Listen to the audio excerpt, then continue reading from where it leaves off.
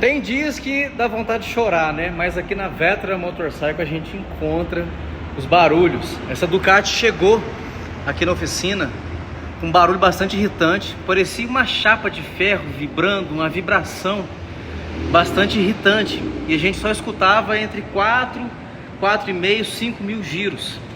Então a gente fez a desmontagem, veio conferindo cada detalhe, dá uma olhada no barulho, aonde que estava.